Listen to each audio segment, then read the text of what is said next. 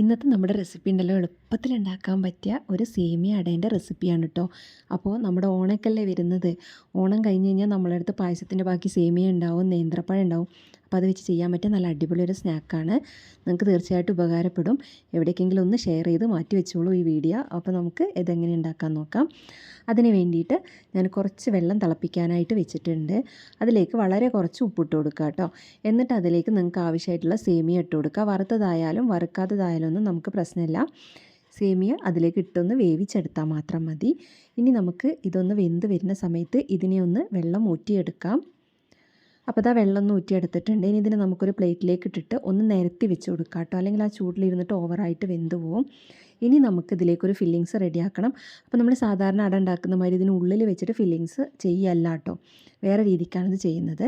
അപ്പോൾ അതിന് വേണ്ടിയിട്ട് ഒരു സ്പൂൺ നെയ്യൊന്ന് ചൂടായി വരുമ്പോൾ അതിലേക്ക് ഒരു നേന്ത്രപ്പഴം പഴുത്തത് കട്ട് ചെയ്ത് ഇട്ട് കൊടുത്തിട്ടുണ്ട്. അതിനെ നല്ല രീതിക്ക് തന്നെ ഒന്ന് മിക്സ് ചെയ്ത് കൊടുത്തിട്ട് ഇതിലേക്ക് നമുക്ക് കുറച്ച് മുന്തിരി ചേർത്ത് കൊടുക്കാം. ഉണക്ക മുന്തിരി കേട്ടോ.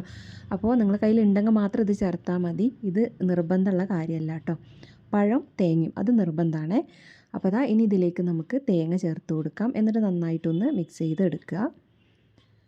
ഇനി ഇത് നല്ല രീതിക്ക് മിക്സ് ചെയ്ത് കഴിഞ്ഞ് കഴിഞ്ഞാൽ ഇതിലേക്ക് നമുക്ക് വളരെ കുറച്ചൊരു 2 നുള്ള് ചെറിയ ജീരകത്തിൻ്റെ പൊടി ചേർത്ത് കൊടുക്കുന്നുണ്ട്. ഇതും നിങ്ങളുടെ കയ്യിൽ ഉണ്ടെങ്കിൽ ഇട്ട് കൊടുത്താൽ മതി.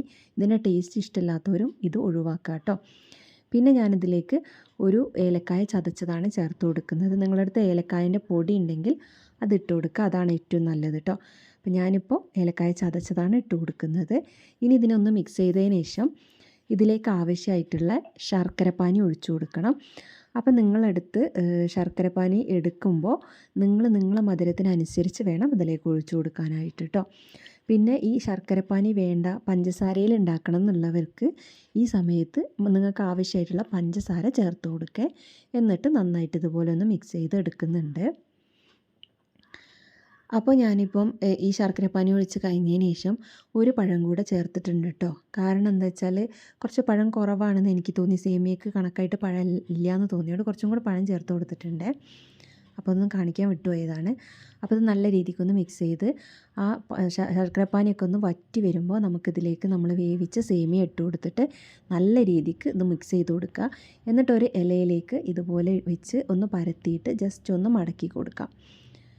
ഇതുപോലെ ഒന്ന് മടക്കി കൊടുത്തിട്ട് നമുക്ക് ആവി ചെമ്പിൽ വെച്ചിട്ട് ഇതിനൊന്ന് വേവിച്ചെടുക്കണം.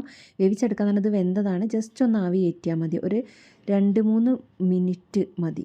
അത്രയും മതി കേട്ടോ. അത്രയും നേരം ആവി കയറ്റിയെടുത്താൽ നമുക്ക് അടിപൊളിയായിട്ട് ഇതുപോലെ അട റെഡിയായിട്ട് വന്നിട്ടുണ്ട്. അപ്പോൾ നോക്കിയാൽ നല്ല അടിപൊളിയായിട്ടില്ലേ നമ്മുടെ അട. അപ്പോൾ എല്ലാവരും ഒന്ന് ട്രൈ ചെയ്ത് നോക്കുക കേട്ടോ. അപ്പോൾ നിങ്ങൾക്ക് എന്തായാലും ഈ വീഡിയോ ഇഷ്ടമായി എന്ന് വിചാരിക്കുന്നു. ഇഷ്ടമായാൽ ലൈക്ക് ചെയ്യാനും ഷെയർ ചെയ്യാനും സബ്സ്ക്രൈബ് ചെയ്യാനും മറക്കരുത്. അപ്പോൾ നെക്സ്റ്റ് നല്ലൊരു വീഡിയോ ആയിട്ട് കാണുന്നവരെ എല്ലാവർക്കും ബൈ.